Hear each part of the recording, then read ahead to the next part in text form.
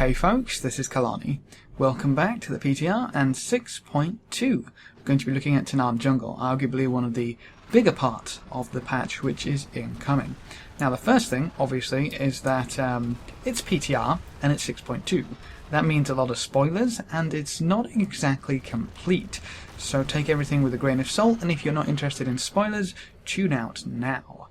But for the rest of you who love to spoil everything incoming, 6.2 is actually shaping up pretty cool. Tanaan Jungle is a really nice area, but I don't really think there's a great deal to do. Obviously, this is very early in PTR, so this could be just what's available on PTR, or this could be me not really understanding the purpose for the zone. So let's have a quick look at what we have. You start down here. You'll need to build a shipyard in your garrison to get here for the first time. You build a ship, you come in, you make port in the same place where we run away, which is actually kind of cool. You come up, have a doozy. The dark portal is completely off limits. Nothing's really changed. It's still in rubble, as you can see on the map. But you can't explore it, you can't get around it. Might have a play about trying to land on top of it a little later. But you have Volmar for Horde Camp and Lion's Watch for Alliance Camp.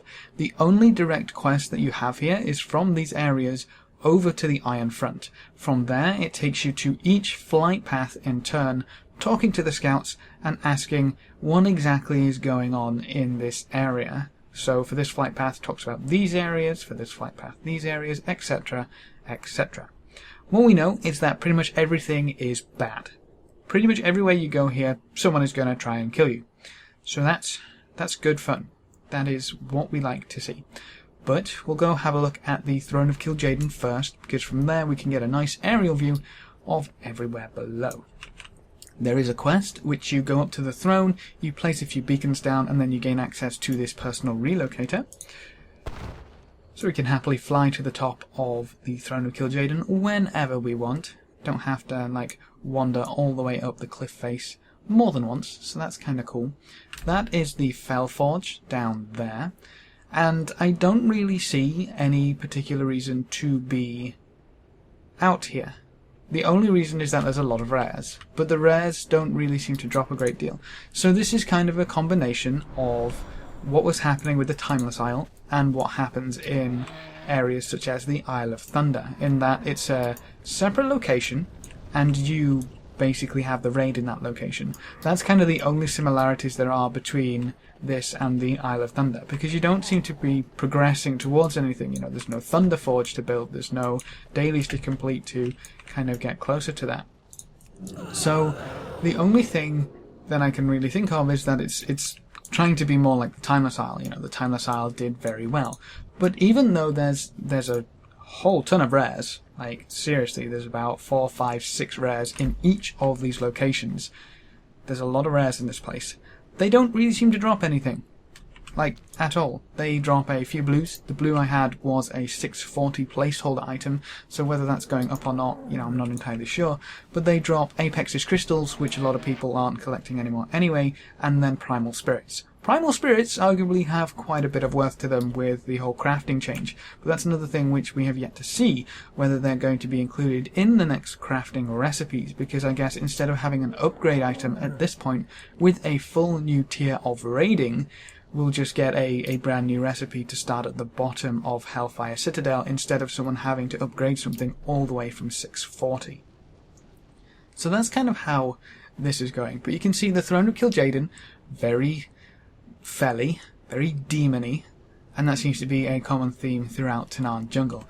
If you weren't aware, there seems to have been somewhat of a power struggle between Grommash and Gul'dan, and it's kind of shown in that the Iron Horde is kind of now the Fell Horde.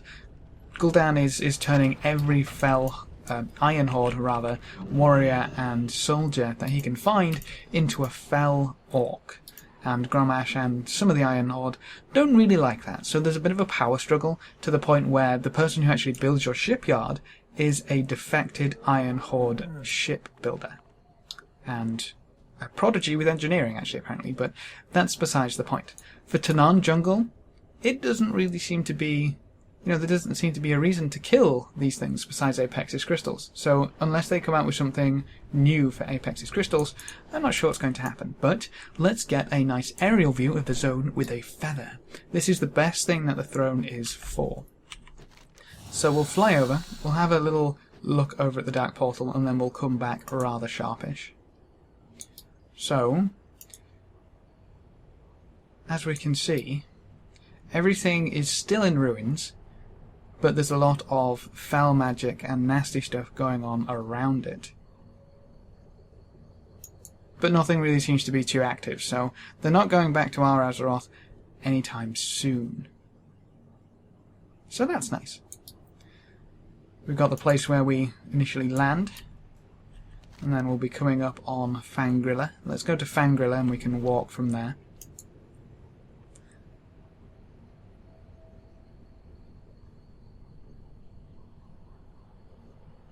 Lots of little caves, and this appears to be fell cat people.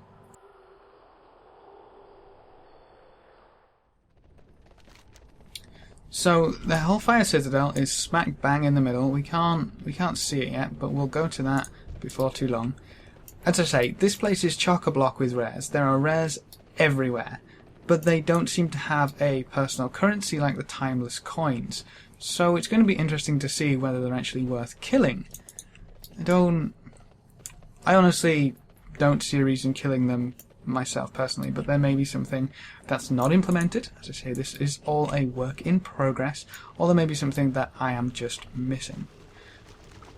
So the thing that I want to show you in this swamp area, they're not necessarily corrupt, but there's a few dinosaurs, a few raptors running around, a few very large snakes, but there's a tree smack bang in the middle, which is kind of frustrating, because there's something in there and I want it. There's a treasure in there and I want it. There's obviously going to be a way to get it, but you can't take it while you're being damaged, and there's poison fog around it which deals damage to you. So there's going to be a trick there somewhere, but that is just cruel, Blizzard. That is oh. There better be something good. I mean, it says it's a perfect blossom. There better be something good. But there doesn't seem to be a great deal otherwise in this area. It's very nice to look at, though. Everything here has been done pretty well, I might say. We'll head on up to the Temple of the Sogeri. We'll have a little gander what the corrupted, or I guess I don't know, the Eredar weren't really corrupted to begin with, and the Draenei just basically became the exiled ones, so we'll go have a look at what the Sargeri, we'll just call them by their name, are up to. As a quick note, you may want to make sure you've got your feather bound nicely, and maybe some goblin gliding packs.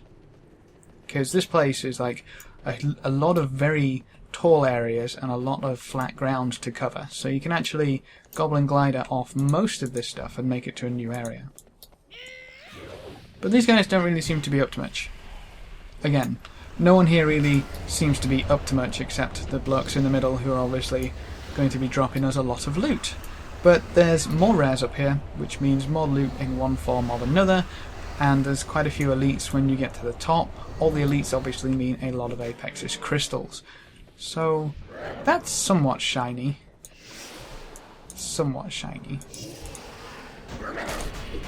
But yes, so we'll leave this behind. We may be able to goblin glider off the side with one of my precious gliders.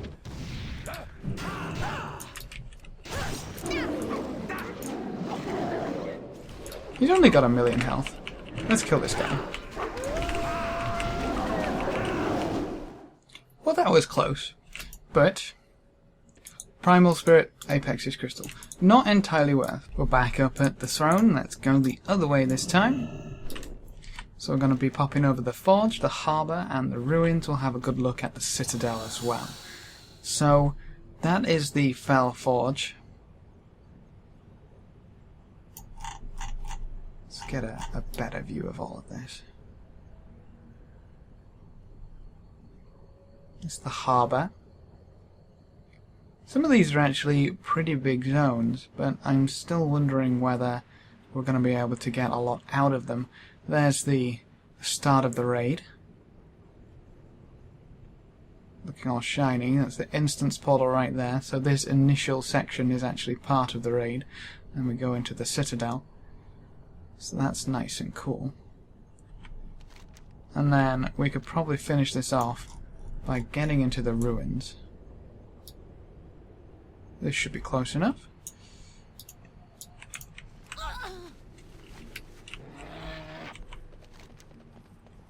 Now these ruins are kind of interesting, because it's the Arakoa up here.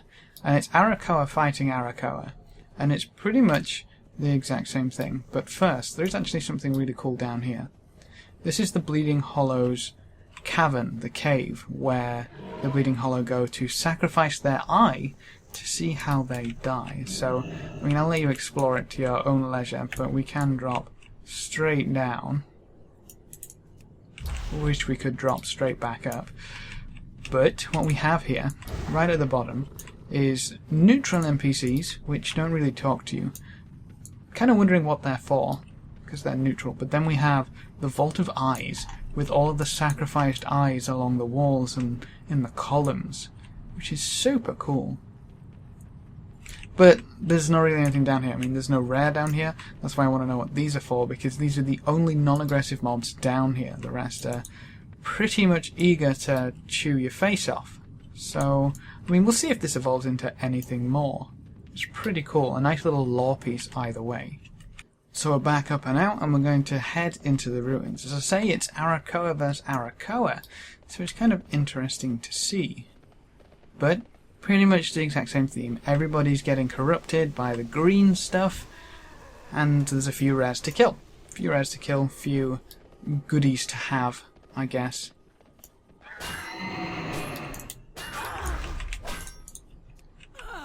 And that's pretty much it.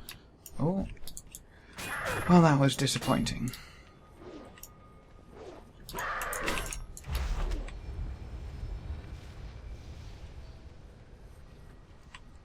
There is one thing that I do want to show you up here.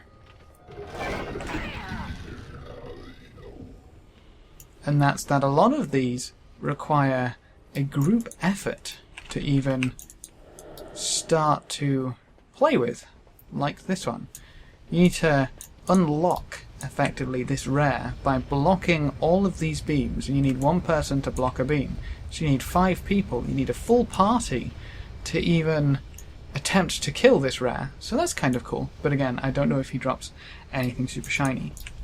But that's the exact same theme throughout the entirety of the zone. A lot of things to kill, but potentially not much reason. Not yet. So we'll see how this develops. We'll obviously be here because of the raid anyway, but that's a very short preview of all of these nice little places. Can we go anywhere from the side of here? I don't think we can, so we'll just call it quits there. If you have any questions or queries, please leave them in the comment section below and I'll try to get back to you. Remember to leave a like just below the video before you leave, and if you want to see more, make sure to subscribe. But apart from that, thanks for watching folks, good luck and have fun, and as always,